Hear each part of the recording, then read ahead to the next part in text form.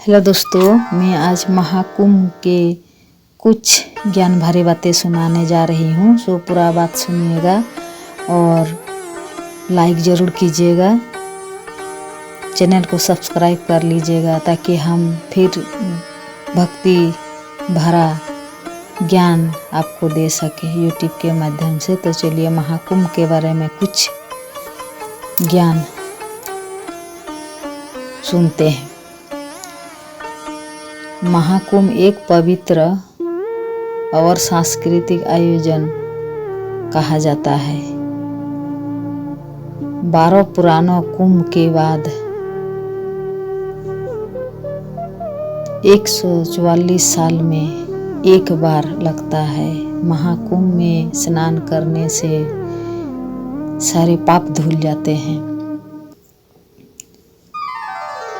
और पुण्य समझते हैं।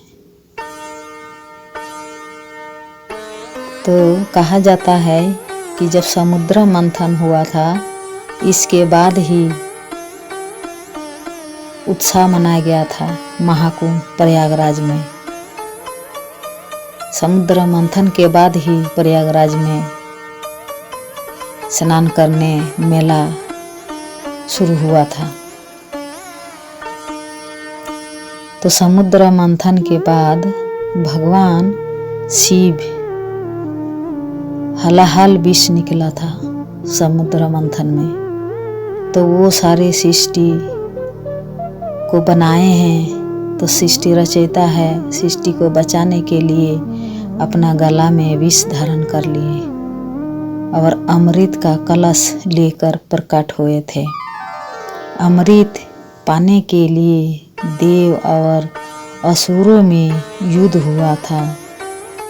इस युद्ध में अमृत की कुछ बूंद धरती पर गिरी थी।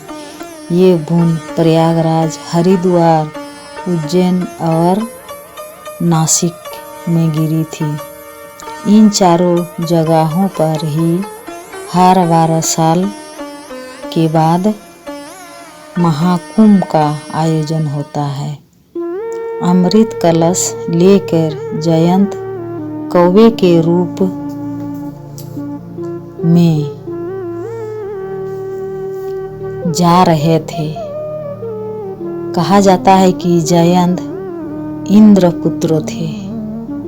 वो अमृत कलश बचाने के लिए अपना कौवे के रूप धारण करके और अमृत कलश को लेके जा रहे थे। तब उनकी जीभ पर अमृत की कुछ बूंदें गिरी थी। इसी वजह से कौवा की उम्र अन्य पंछियों की तुलना में से लंबी होती है।